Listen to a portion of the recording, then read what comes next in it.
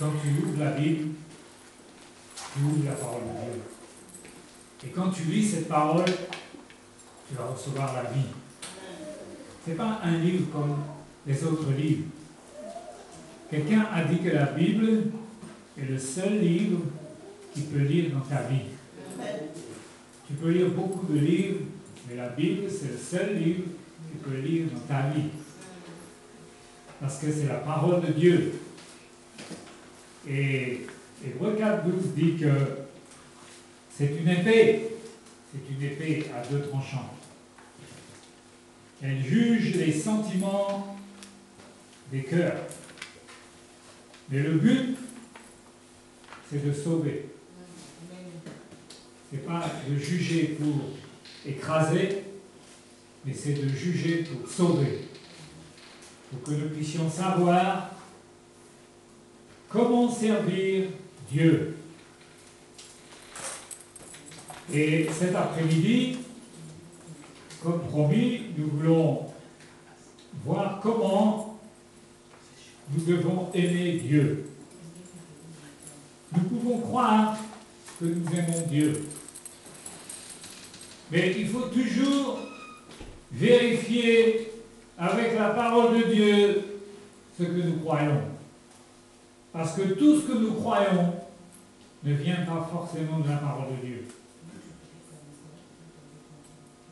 À travers toute l'histoire de l'Église, on est étonné de voir comment il y a pu y avoir tant de religions, tant d'interprétations sur la Bible. Encore aujourd'hui, il y a tant d'interprétations. Pourquoi? Parce que l'homme, il met son avis sur la parole de Dieu. Il veut expliquer la parole de Dieu. Non, la parole de Dieu n'a pas besoin d'être expliquée. Il faut la recevoir par la foi. Et il faut toujours contrôler ce que nous croyons d'après ce que la parole de Dieu dit. Parce que Jésus a dit, il y a ceux qui diront que nous avons fait ceci et cela en ton nom. Et le Seigneur leur dira, moi je ne vous ai jamais connus. On peut parler de Dieu, on peut parler sur Dieu et ne pas connaître Dieu. C'est ça qui est dramatique. Quand vous voyez dans les religions, dans les sectes, où on parle de Dieu, mais on ne connaît pas Dieu. Pour connaître Dieu, il faut qu'il se révèle à nous. Et Jésus a dit, nul ne peut venir au Père que par moi.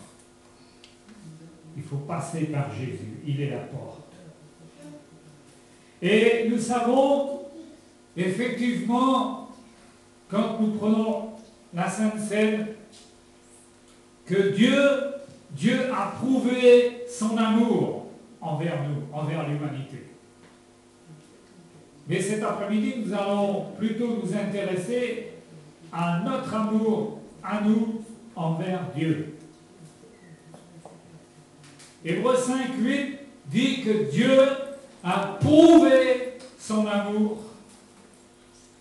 en ce que lorsque nous étions encore des pécheurs, Christ est mort pour nous. Dieu a prouvé son amour. Alors si demain tu rencontres quelqu'un qui te dit que Dieu n'existe pas, que Dieu ne fait rien pour nous, eh bien tu lui liras ce passage, Hébreux 5:8. Dieu a prouvé son amour. Il a apporté des preuves dans l'humanité qu'il aimait les hommes. Et il a envoyé son Fils pour ça. Et sa volonté, comme il le dit dans Timothée, c'est que tous les hommes soient sauvés. Mais malheureusement, il y a des hommes qui le rejettent. Et Jean 3,16 a dit, car Dieu a tant aimé le monde. Oh my God! Je ne sais pas comment nous lisons la parole de Dieu. Hein? Il a tellement aimé le monde. Il n'est pas resté dans son ciel de gloire comme les païens le croient et il les a abandonnés. Mais il a envoyé son Fils, son messager messager, le plus grand messager de la parole de Dieu que la terre n'a jamais porté, son Fils, afin que quiconque croit en lui ne périsse point, mais qu'il ait la vie éternelle. Comme dit Billy Graham, Dieu a pourvu à la croix. Il a fait sa part. Maintenant, c'est à nous de répondre à son amour. Parce que, voyez-vous, le véritable amour, il donne, il se donne. Alors là, on est obligé de s'arrêter et tout de suite de dire, mais Seigneur, moi qui dis que je t'aime, que je suis ton disciple, qu'est-ce que je donne? Qu'est-ce que je donne? Beaucoup pensent que parce qu'ils viennent au culte, ils sont sauvés. Comme j'ai dit hier, tu peux aller toute ta vie au culte et aller en enfer. Yes! Parce que l'amour donne, l'amour se donne. C'est pourquoi l'amour est un sacrifice. Dieu a tant aimé le monde, il a donné son Fils, et Jésus a donné sa vie sur la croix pour que nous soyons sauvés de nos péchés. La parole de Dieu, elle est vraiment quelque chose de logique. Il n'y a rien de compliqué à comprendre dans la Bible. Dieu nous a aimés et il a payé le prix pour que tu aies la vie éternelle. L'amour, par conséquent, apporte des preuves et l'amour se prouve. Oui. On dit qu'il n'y a pas de mots pour exprimer l'amour. Il n'y a que des preuves. Il n'y a que des preuves. Si tu dis que tu aimes ta future femme, elle va savoir si ce que tu dis est vrai. T'inquiète pas. Tu ne vas pas l'amener à la mairie comme ça. Tu ne vas pas tromper une enfant de Dieu. Elle a le Saint-Esprit. Et si tu lui dis, ma chérie, je t'aime, elle, ce qu'elle attend, ce n'est pas les mots, c'est les preuves. Il faut qu'on parle de la mairie, toi et moi. Il faut qu'on parle de notre vie ensemble au service de Dieu. Les mots, les paroles, ça s'envole. C'est les preuves. Et Dieu attend de nous des preuves de notre amour envers lui. De même que Dieu a prouvé son amour pour nous, nous devons prouver que nous aimons Dieu. Et je voudrais dans ce message développer 6 points qui nous montreront si nous aimons vraiment Dieu comme il le veut lui, et non pas nous trompant nous-mêmes dans un sentimentalisme charnel. Vous savez, les religions sont tombées dans le sentimentalisme. Quand vous regardez les religions, c'est ça. On aime Dieu, mais on fait notre vie. On va à la messe, on va au temple, mais on fait notre vie. On dit qu'on est croyant, mais on dit aussi qu'on n'est pas pratiquant. Et ça ne sauve pas. Ça mène en enfer. Ça. Souvent, la parole insiste, et dans Jean 14, le Seigneur dit, Jean 14, 21, « Celui qui m'aime, celui sous-entendu qui prétend m'aimer, c'est celui qui garde ma parole.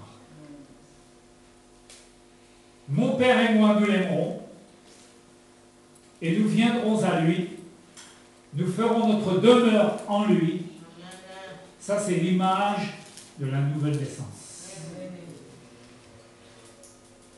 Mais on ne peut pas tromper Dieu. Quand quelqu'un dit « j'aime Dieu », lui, il est là-haut, il regarde dans notre cœur. il sait si c'est vrai ou si c'est faux. Il le sait. Alors, premier point, quelqu'un qui, nous allons lire dans Marc 12, verset 30, Jésus a dit que c'était le premier et le plus grand commandement. Tu aimeras le Seigneur ton Dieu de tout ton cœur, de toute ton âme, de toute ta pensée et de toute ta force. Est-ce que nous mesurons bien ce que nous sommes en train de lire? Si tu ne mets pas tout ton cœur, ton âme, ta pensée, ta force, ce n'est pas l'amour que Dieu demande. Ici, il est question de l'amour total. Dans le grec, c'est l'amour agapé. C'est l'amour total. Amen. Et quand le Seigneur Jésus pose la question à Pierre, m'aimes-tu? Jésus lui demande, est-ce que tu m'aimes de l'amour agapé? Tu peux avoir des sentiments pour Dieu, mais ça ne compte pas pour lui. Tu peux avoir des pensées pour Dieu, mais devant sa sainteté, ça ne compte pas. Parce que ton cœur, il n'est pas tout entier. Tout entier. Il faut regarder dans la Bible. Souvent, la parole insiste, déjà dans l'Ancien Testament, tu le chercheras de tout ton cœur. Tu le serviras de tout ton cœur. Et si tu ne le sers pas de tout ton cœur, si tu ne l'aimes pas de tout ton cœur, c'est que tu aimes quelque chose d'autre avec. Et la Bible appelle ça une idole. Et beaucoup de chrétiens ont des idoles dans leur vie. Vous savez, il y a des pasteurs, ils ne m'invitent pas 2 fois. J'ai dit ça, papa. Ils ne m'invitent pas 2 fois. Écoute bien ce que je vais dire cet après-midi. Parce que je vais revenir. Ah oui, t'as pas de peau. Je le confirme. On a fait un contrat. Alors écoute bien, parce que souvent, les chrétiens, ils disent, ah mais moi je suis chrétien, je connais la Bible. Attends. Écoute bien ce que ton Dieu te dit. Tout au cœur. Et laisse-moi te dire une chose. Si tu dis à ta future femme que tu l'aimes, elle va discerner si vraiment tu mets tout ton cœur dans ce que tu dis. Pourquoi y a-t-il tant de divorces maintenant dans les églises, parmi les chrétiens? C'est parce qu'au départ, il y a eu un faux départ. On a cru qu'on s'aimait. Et à travers le temps, quand l'amour n'est pas vrai, il n'est pas authentique, c'est un couple qui va pas tenir. Avec maman, nous sommes des jeunes mariés. Ça fait 37 ans. Amen.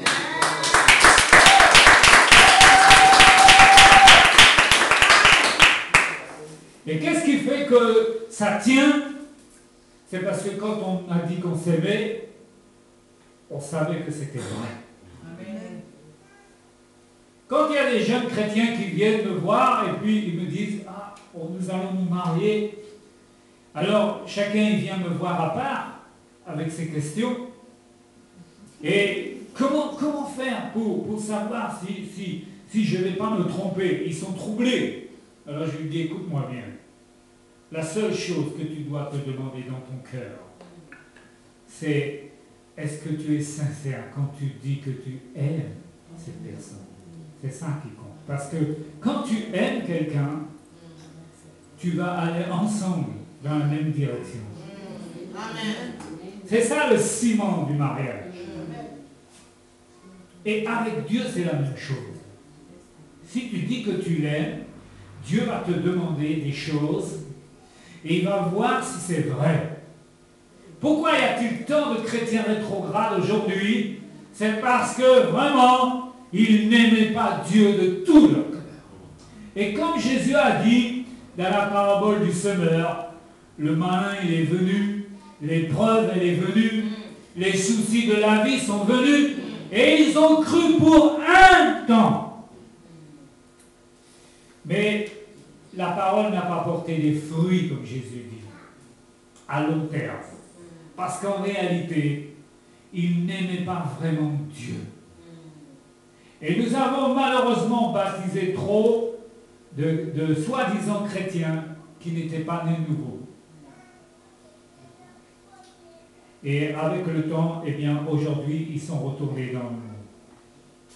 Alors, premier point, si nous aimons Dieu comme Jésus le demande, eh bien, nous devons être fervents, zélés, allumés, passionnés pour Jésus. Oh yes. Amen. Quand tu mets ta main sur ton cœur pour Jésus, tu dois entendre. C'est chaud. Amen.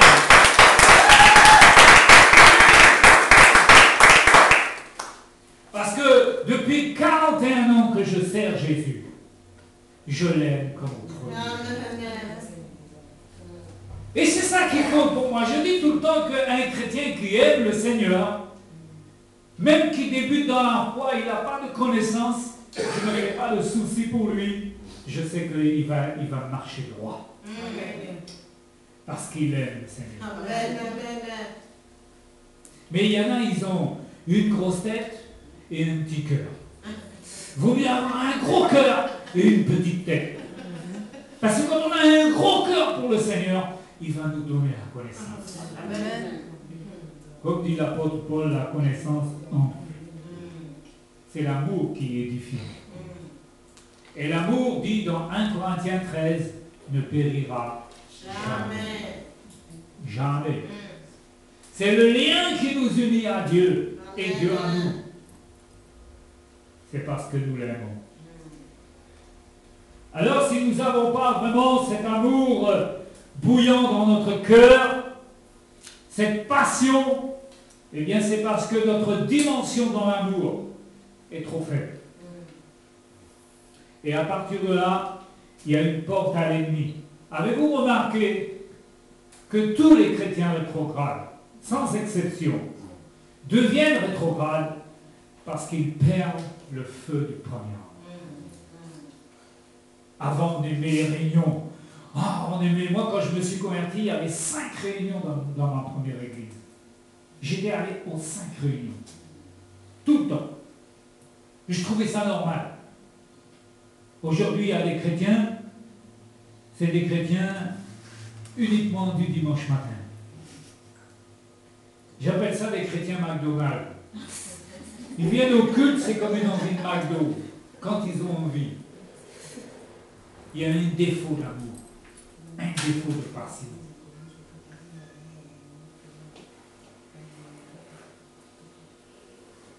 Nous ne pouvons pas être fervents, zélés, passionnés, si vraiment notre cœur se refroidit pour Jésus. Quelqu'un qui devient rétrograde, ça ne se fait pas tout de suite comme ça. Vous allez voir, ça se fait sur des mois, ça se fait sur des années. Et puis vous le rencontrez, un jour il vous dit, oh ben non, moi, combien j'en ai rencontré? Ah ben non, moi, ça ne me dit plus rien, les religions. Ça ne me dit plus rien, la Bible. Défaut d'amour. Un jour, je me souviens, à Paris, il y avait sur ces grands panneaux publicitaires, c'était Sony qui faisait cette publicité, c'était écrit en grand, on ne fait rien de grand sans la passion. J'ai jamais oublié ça, parce que je me suis dit, qu'est-ce qu'ils ont raison. Tout ce que tu fais pour Dieu, c'est parce que vraiment tu as un gros cœur. Mais si tu ne l'aimes pas vraiment d'une manière passionnée, tu feras toujours des petites choses.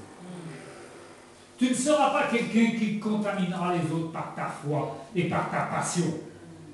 Parce que toi-même, tu ne seras pas quelqu'un de passionné. Alors tu feras toujours de petites choses. Le deuxième point, c'est que aimer Dieu produit toujours la crainte respectueuse de Dieu. Toujours. Quelqu'un qui aime Dieu, regardez bien, il a la crainte de Dieu. Amen. Et si nous vivons dans des péchés et des manquements connus de nous et non abandonnés, cela prouve que nous n'avons pas la crainte de Dieu. C'est pas vrai. Il faut appeler un chat un chat.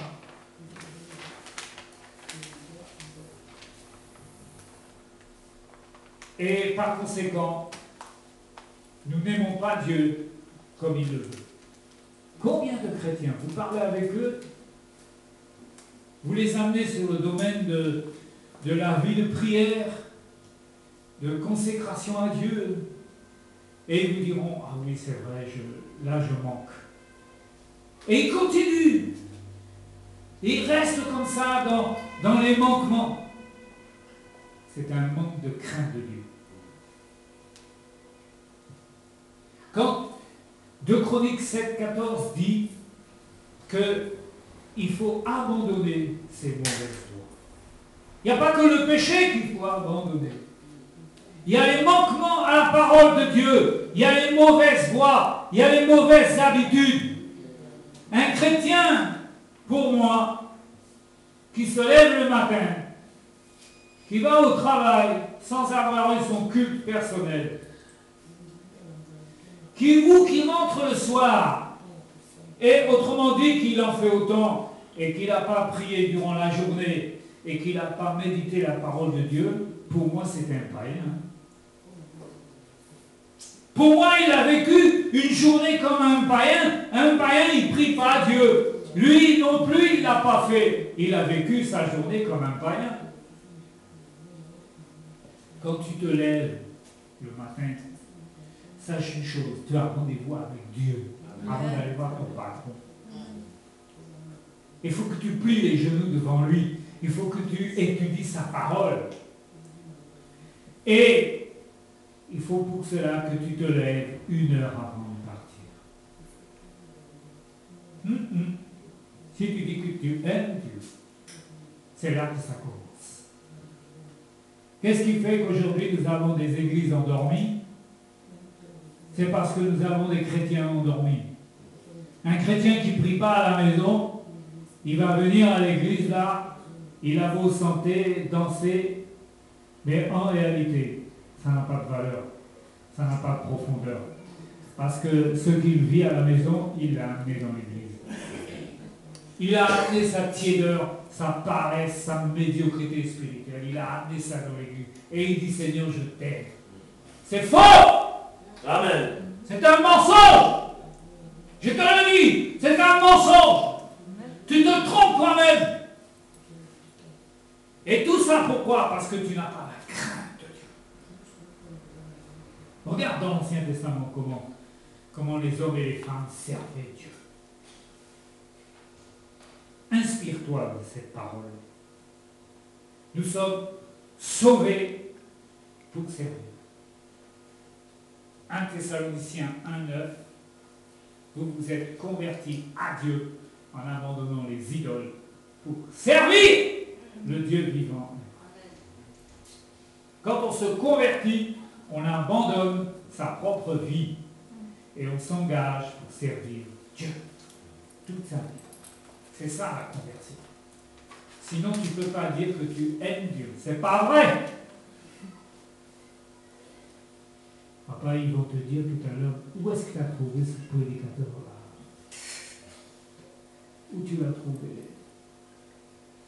On n'a jamais entendu des choses pareilles. Nous, on croit qu'on est chrétiens. Tu crois que tu as ton billet pour aller au paradis? Tu crois que tu l'as dans la poche? Mais attention, il ne faut pas que Jésus dise « Je ne te connais pas ». Ah non, il faut que tu puisses être sûr, ici sur cette terre, que vraiment tu le connais, tu te connais, que tu vis avec lui et lui avec toi. Laisse-moi te dire la différence. Beaucoup de gens sur la terre parlent sur Dieu, mais ils ne parlent pas de Dieu. Je ne sais pas si tu comprends ce message. Dans les religions, on parle sur Dieu, mais on ne parle pas de Dieu. Parce que pour parler de Dieu, il faut le connaître. Ce n'est pas la même chose. Donc cet après-midi, nous ne sommes pas ici pour parler sur Dieu, mais de Dieu. Alors au fur et à mesure que le Saint-Esprit te montre tes manquements, il faut que tu dises, oui Seigneur, c'est vrai. Aide-moi, je veux abandonner ça. Pourquoi? Parce que je t'aime. Parce que j'ai la crainte respectueuse. Si ce n'est pas ça, il y a vraiment un défaut dans ton amour. Un autre point. La crainte de Dieu produit le désir de poursuivre une vie sainte. Moi, un chrétien qui dit qu'il aime le Seigneur et puis qui vit vraiment, il ne tient même pas compte de ce que la parole de Dieu dit, il joue avec le péché, pour moi c'est pas vrai, il n'aime pas Dieu. Il est dans l'illusion. Il se trompe lui-même. Parce que la Bible nous montre que celui qui a la crainte de Dieu, il marche dans la sanctification. 2 Timothée 2, 21. 2 Timothée 2, 21. Il se conserve pur, sanctifié, pour être utile à son maître. Amen. Et la parole de Dieu, je t'invite à la lire à l'envers aussi. Ça va la remettre peut-être à l'endroit dans ton esprit. Si tu veux être utile à ton maître, il faut que tu sois sanctifié et que tu te conserves. Et notre maître, c'est Jésus. Et Jésus n'utilise pas n'importe qui, n'importe comment dans son œuvre. Non! C'est pas vrai. Tu sais que si tu dois servir Dieu un jour, il faut que tu commences aujourd'hui à te sanctifier, à te mettre à part pour servir Dieu.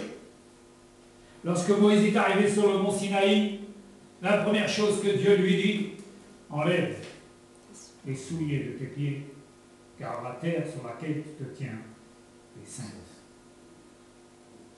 Enlève les souliers de tes pieds. Et Jésus te dit aujourd'hui, enlève dans ta vie tout ce qui doit plus s'y trouver. Quand vous voyez des chrétiens, après des années de vie chrétienne, ils vivent encore dans des péchés, dans des manquements, c'est une honte. Parce que les nouveaux convertis, quand ils voient ça, ils disent, mais vraiment, alors il n'y a pas d'espoir avec eux. Depuis des années qu'ils viennent au culte. Et ils sont toujours prisonniers de leur sale caractère, de leur désobéissance. Non.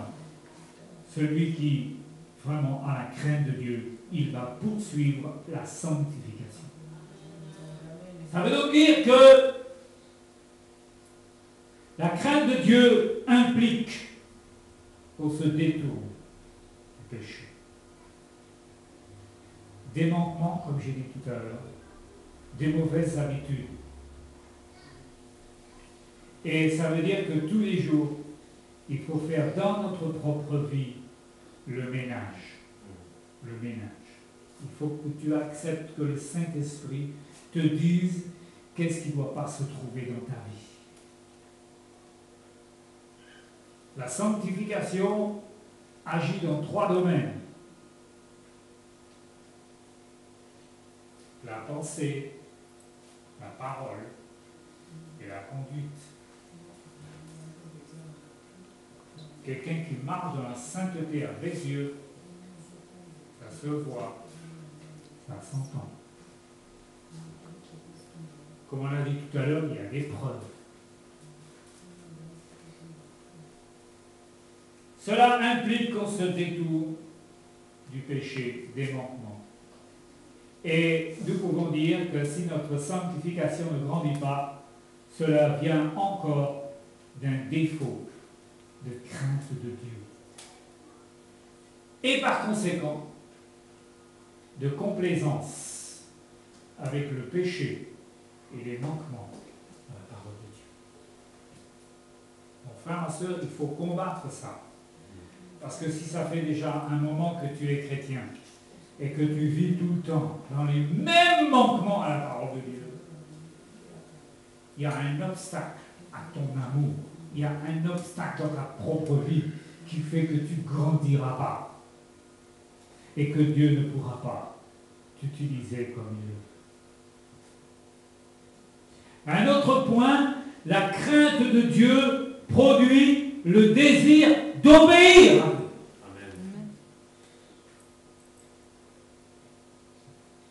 Alors, si quelqu'un dit qu'il aime Dieu, et puis tu vois qu'il vit le contraire de ce que la parole de Dieu dit, à coup sûr tu peux dire, il se trompe lui-même. Il se trompe lui-même. Il est dans l'illusion. Parce que, comme nous l'avons dit tout à l'heure, Jésus a dit dans Jean 14, 21, celui qui m'aime, c'est celui qui garde ma parole. Et dans Deutéronome 6, verset 2, Moïse dira, afin que tu craignes l'Éternel ton Dieu, en observant tous ses commandements. Amen. Ça veut dire que tu n'observes pas tous ces commandements, tu ne peux pas dire que tu crains l'Éternel ton Dieu et par conséquent que tu l'aimes. Frères et sœurs, la parole de Dieu, elle est logique. Il y a des chrétiens, quand dans leur conversation ils viennent, et alors ils sont découragés, ils sont déprimés, ils disent moi je ne comprends pas, je lis la parole, je prie, je vais au culte, mais je n'avance pas. Alors tu es en train de dire à ce moment-là que Dieu ment, que ce qui est dans sa parole, ce n'est pas vrai. C'est ça que tu es en train de dire. Mais si au contraire, tu marches selon cette parole, eh bien tu peux être sûr que tu vas grandir, que tu vas produire des fruits. Parce que Jésus a dit dans Jean 15, si quelqu'un demeure en moi et en qui je demeure, il porte beaucoup de fruits. Beaucoup, beaucoup, beaucoup. On ne peut pas demeurer avec le Seigneur, dans le Seigneur, selon Éphésiens, en Christ. En Christ. L'apôtre Paul insiste. Il ne dit pas à côté. Non, en Christ. Tu ne peux pas demeurer en Christ. Et puis tu ne grandis pas. C'est pas vrai. Non. C'est pas vrai. À ce moment-là, Christ est mort en vain sur la croix. C'est pas la peine de dire qu'il a eu la victoire. Or, Christ est venu, pas seulement pour nous pardonner nos péchés, mais pour nous donner la victoire. Amen. La victoire! Et c'est pourquoi les chrétiens qui vivent tout le temps dans les mêmes péchés, les mêmes travers, et puis ils sont là, ils s'en sortent pas, ne vous laissez pas tromper. C'est parce qu'ils ne veulent pas obéir. Obéir! Soumettre leur volonté à ce que la parole de Dieu dit. Je me souviens toujours de ce chrétien, après la prédication, il est venu me voir et il a avoué qu'il était vraiment il regardait des films pornographiques, carrément, à la télé. Et il me dit, je peux pas me délivrer de ça. Alors je lui ai dit, attends, arrête. Dieu t'a donné le pouvoir, par la victoire de Jésus à la croix, d'obéir. Ne me dis pas à moi que tu ne peux pas. Tu ne veux pas. C'est pas la même chose. Examine bien, tu verras que tu ne veux pas. C'est ça. Mon frère, ma soeur, quand tu n'as pas la victoire, examine bien ta décision. tu verras toujours que Satan est en train de te tromper en disant, mais non, toi tu peux pas, toi. Et puis tu es dans le monde, tu comprends. D'accord, tu es chrétien, mais tu es quand même dans le monde. C'est Satan qui est en train de te tromper. C'est ce qui fait que vous voyez les chrétiens, ben, ça leur fait ni chaud ni froid. Ils vivent dans le concubinage et ils prennent la Sainte Seine. Mon frère, ma soeur ne fait jamais ça. Hein. Parce que, comme dit l'apôtre Paul, là tu prends des risques. Et aujourd'hui, de plus en plus, nous voyons même des pasteurs qui divorcent. Et on a l'impression que c'est devenu à la mode parce que personne ne dit rien. Mais attention, mon frère, ma soeur, quand tu vois quelqu'un qui vit dans le péché, ton devoir, c'est de lui dire, il ne faut pas que tu continues comme ça. Jésus-Christ a remporté la victoire. Amen. Et il donne à tout enfant de Dieu, par sa nouvelle naissance, le pouvoir d'obéir à ce que Dieu demande dans sa parole. Alors n'écoute plus notre conversation. Le tort que Ève a eu avec Satan dans le jardin d'Éden, c'est qu'elle a discuté avec lui. Tu ne dois pas discuter avec Satan. Tu dois dire comme Jésus, il est écrit. Il est écrit. Et ça le déroute totalement. C'est ce qui fait que Jésus a eu la victoire. Amen. L'obéissance. Et Dieu commence toujours par les petites choses. Il regarde comment on obéit dans les petites choses. Je n'ai pas prêché l'évangile le jour où je me suis converti. Hein. Il m'a fallu des années de formation à l'école de Dieu. Parce que tu ne peux pas prêcher quelque chose que tu ne vis pas, mon frère, ma soeur. Tu comprends? Amen. Tu ne peux pas. Dieu ne va pas t'utiliser, il ne va pas te donner l'onction. Si toi-même tu prêches et tu vis dans... Non, non, non, ça ne marche pas, ça. Ça ne marche pas. Paul a dit à Timothée, ce que tu as vu en moi, mets-le en pratique. Et Dieu sera avec toi. Mais si tu n'as rien vu, ou si ce que tu as vu, tu ne le mets pas en pratique, ça veut dire, comme on a dit tout à l'heure, Dieu ne sera pas avec toi. Si tu lis la parole de Dieu à l'envers.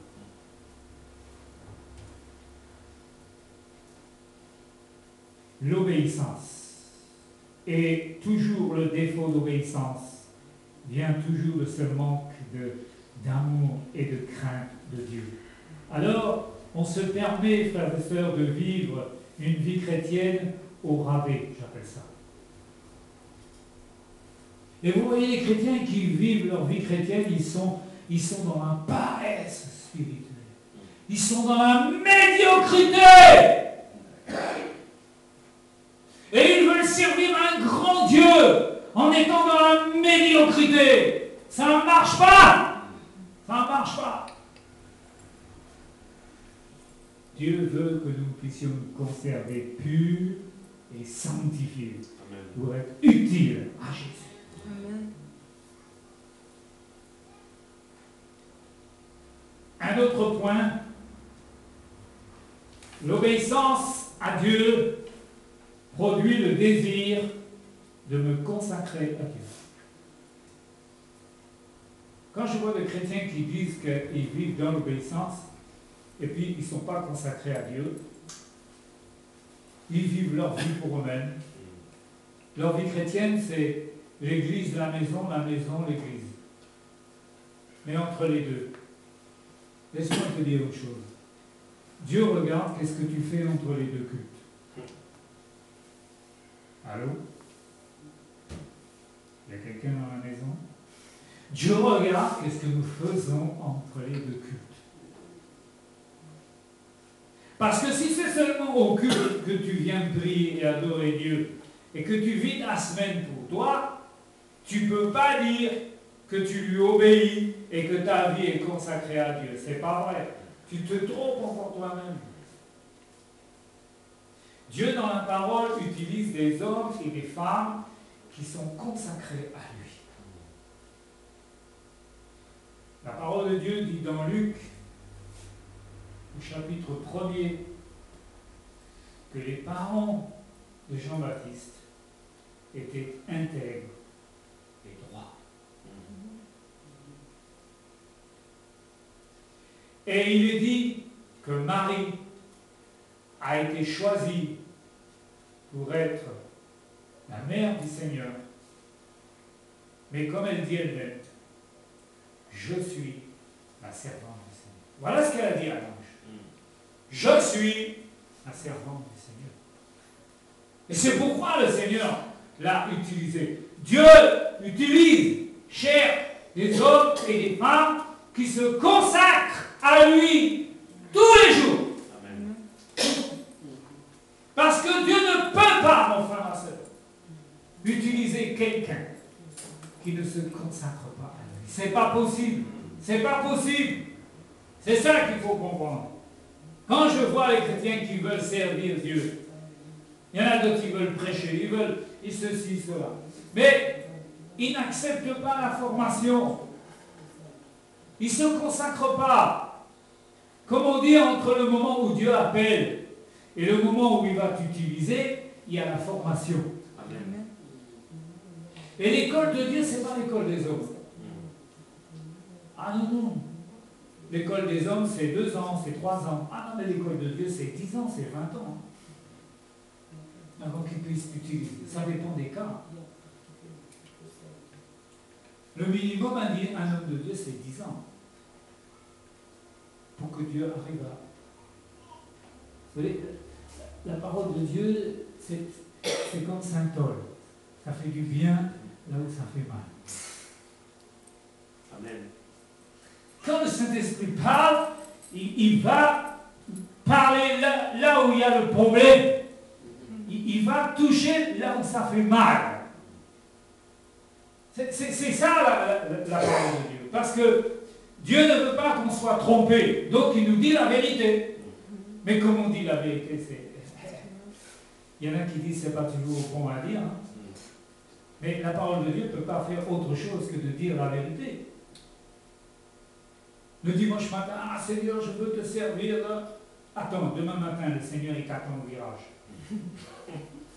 T'inquiète pas, il a entendu ce que tu as dit. Et il va te mettre dans une situation et il va voir qu'est-ce que tu vas faire. Il y a beaucoup de choses à abandonner, mon frère, ma soeur, dans la vie d'un chrétien avant de servir le Dieu 3 fois saint. Beaucoup de choses.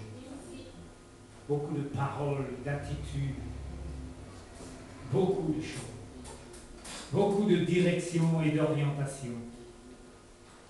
Il y a des chrétiens qui ils ont voulu servir le Seigneur, mais aujourd'hui ne le servent pas. J'en connais. C'est pas que Dieu ne les avait pas appelés, c'est pas que Dieu ne leur avait pas donné des dons, mais ils se sont tellement engagés dans la vie de ce monde qu'ils ont étouffé tout ce que Dieu leur avait donné. Ils ont tout perdu. C'est pourquoi Paul dit à Timothée, fais attention, ranime le don de Dieu. Amen. Fais attention parce que tu peux le perdre, tu peux le laisser s'étouffer. Ce que Dieu nous a donné, c'est fait pour être mis en pratique. Si tu ne le mets pas en pratique, tu vas le perdre. Tu vas le perdre. Un homme de Dieu a dit, quand Dieu te demande quelque chose, à l'instant où il te le demande, il faut le faire. Parce que si tu veux le faire 1 semaine après, tu as perdu la force. Parce que Dieu donne avec la vision, la provision. Quand il te dit quelque chose, il te donne la force de le faire. Mais si tu dis, ah Seigneur, j'ai des problèmes à régler, quand tu vas vouloir le faire dans 1 semaine, dans 1 mois, tu ne pourras plus le faire. Quand Dieu dit quelque chose dans sa parole, même si tu ne comprends pas, c'est ça le problème, c'est que nous, on veut comprendre. Mais tu dis, Seigneur, je ne comprends pas tout, mais c'est dit là, alors tu vas m'aider et je vais y arriver. Le Seigneur a toujours besoin d'entendre, oui Seigneur. Il n'aime pas les peut-être. Les on verra. Vous savez, un homme de Dieu a dit que le mot préféré de Satan, c'est demain. C'est comme quand le Saint-Esprit te parle, tu dis, ah oui, demain je vais faire ça. Non! Aujourd'hui, maintenant, tout de suite. Pas demain. Parce que demain, tu diras la même chose. Demain. Et combien de chrétiens, à force de dire à Dieu demain, Dieu leur a dit jamais. C'est la vérité. Et vous les revoyez des années après, ils n'ont plus de vision, ils n'ont plus de passion, ils n'ont plus rien, tout a été perdu. Parce que quand il fallait obéir, ils n'ont pas obéi. La parole de Dieu dit, Abraham, quitte ton pays, ta famille, tout, et va dans un pays que je te montrerai. Et Dieu ne lui dit pas le pays et il ne lui donne pas l'adresse. Comment tu peux comprendre ça? Tu dis, mais Seigneur, attends, on va où là? T'occupe pas! Vas-y! Et au moment où tu es en train de faire ta valise, ta femme à côté de toi, elle te dit, mais tu vas où là? Je ne sais pas. Dieu m'a dit, il faut aller là-bas. Oh! Alors, il va venir voir le pasteur, papa, il va dire, ah, papa, j'ai un problème avec mon mari, parce qu'il a fait sa valise, et demain il s'en va. Il dit que Dieu lui a dit de partir, mais il ne me dit pas où. Alors il faut absolument que tu pries pour lui. Mais t'inquiète pas, papa, il va prier plutôt pour toi. Alléluia! Amen! Parce qu'il va dire, mais tu n'as pas compris que Dieu est en train de lui parler. Et quand tu as fait le premier pas, tu as fait ta valise, tu t'en vas. Au moment où tu t'en vas, Dieu te donne l'adresse. Tu comprends ça? Amen. Mais si tu veux tout comprendre, tout de suite, dans toute la parole de Dieu, tu ne feras jamais rien.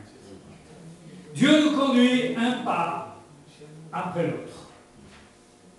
Il dit à Philippe, va dans le désert. Philippe est évangéliste. Philippe n'a pas dit, mais un évangéliste, ça ne prêche pas dans le désert, hein. Ça ne prêche pas aux scorpions. Il n'a pas dit ça. La Bible ne dit pas que l'Esprit lui dit, va dans le désert et tu vas rencontrer le mythe. Non, non, non. La Bible dit, va dans le désert. Et Philippe va dans le désert. Et quand il arrive dans le désert, il a obéi à Dieu. Amen. À partir de ce moment-là, il voit le chat et il voit le duc. De la même manière, dans l'Épître aux Hébreux, la parole dit que Abraham a obéi et il est parti sans savoir où il allait. Tu peux lire ça dans ta Bible, même tu as la même Bible que moi. Il est parti sans savoir où il allait. Tu peux comprendre ça, toi? Dieu ne nous demande pas de comprendre, il nous demande d'obéir. Et quand il te dit qu'il faut que tu te consacres, fais-le. Et un jour, tu t'utiliseras. Mais si tu cherches à le servir sans te consacrer, ça ne marchera jamais. Ça ne marchera jamais. Les premières années de nos vies consistent à chercher Dieu, comprendre sa parole, nous soumettre à ce qu'il demande. Un homme de Dieu a dit que ta situation présente n'est pas forcément la vérité de Dieu pour toi. Ta situation présente, tu regardes, tu dis, ah, Seigneur, moi je ne comprends pas parce que je veux te servir, mais finalement je m'aperçois, je suis comme le païen, je vais au boulot et je ne te sers pas. Et pourtant je veux te servir.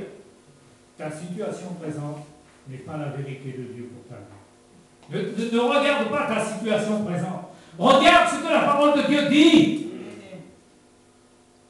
Lorsque Pierre a dit au Seigneur, Seigneur, permets que moi aussi je puisse marcher sur l'eau. Mais Jésus lui a dit, mais viens, qu'est-ce que tu attends? Et alors Pierre, qu'est-ce qu'il a fait? Il a enjambé la barque et il a marché sur... Il a marché sur quoi? Sur des eaux? Non. Il a marché sur la parole de Jésus. Est-ce que tu comprends ça? Il a marché sur la parole de Jésus qui lui a dit, viens. Il n'a pas regardé l'eau, parce que quand il a regardé l'eau, il a commencé à s'enfoncer. Oh my God. Il s'est souvenu d'un seul coup qu'il était en train de marcher sur l'eau. Il dit, mais c'est pas possible. Il a marché sur la parole de Dieu. Amen. Et nous, c'est comme ça que nous devons faire. Nous ne devons pas regarder nos situations présentes. Nous devons marcher sur ce que Dieu a dit. Un homme de Dieu a dit que plus tu seras d'accord avec Dieu et moins tu seras avec tout le monde. Ne cherche pas l'approbation des hommes. Si Dieu te dit de te préparer, de te consacrer, d'aller dans une direction, il faut obéir. Et l'obéissance coûte beaucoup de choses. Beaucoup de choses. Dieu a le droit de nous former comme il le veut. Nous n'avons plus aucun droit sur nos vies. Nous sommes esclaves et serviteurs de Jésus. Amen. Jésus a dit, celui qui veut être mon disciple, il doit renoncer à lui-même. L'apôtre Paul a dit, je fais une chose. Une chose. L'apôtre Paul était l'homme d'une seule chose. Servir Christ. C'était son seul objectif. Mon frère, ma soeur, si tu as deux objectifs dans ta vie, tu ne vas jamais arriver à servir Dieu à 100%. Si tu vis la vie chrétienne, 50-50, les 50 que tu laisses à l'ennemi vont te gratter pour te ramener en arrière. C'est ça un chrétien retrouvera. C'est pas au commencement il aimait Dieu comme tout le monde. Mais au fur et à mesure, il ne donnait pas vraiment tout son cœur. Alors, il y avait une porte ouverte. L'ennemi, il rentrait par là. 1000 demi-chrétiens ne feront jamais un chrétien tout entier. Tu as compris ça? 1000 demi-chrétiens, ça ne fait même pas un chrétien tout entier. Si tu veux servir Dieu, tu dois dire, Seigneur, moi je donne tout. Je mise tout. Avec maman, on a mis tout dans la balance. Tout. Tout. Et on continue. On continue. On continue. Et des fois, je dis à maman, maman, on va recommencer comme avant. On va retourner à la mairie, on va se remarier comme si on était jeunes. Maman me dit, non! Quand elle pense à tout, vraiment à la mairie, jamais elle a pensé à ça. Cette vie d'aventure. Mais la foi est une aventure. Amen. Laisse Dieu faire des projets avec ta vie. Il y a des chrétiens, je remarque une chose, ils veulent servir le Seigneur, mais alors ils s'installent dans le monde. Ils s'installent. Alors, ils ne se sont pas rendus compte, mais ils se sont mariés, ils ont acheté une maison, ils ont une belle profession, et puis d'un seul coup, ils se disent, oh d'accord, j'ai tout ça, mais je ne sers toujours pas le Seigneur. Mais c'est parce qu'en ayant tout ça, tu n'as pas eu comme objectif prioritaire que tu allais d'abord servir.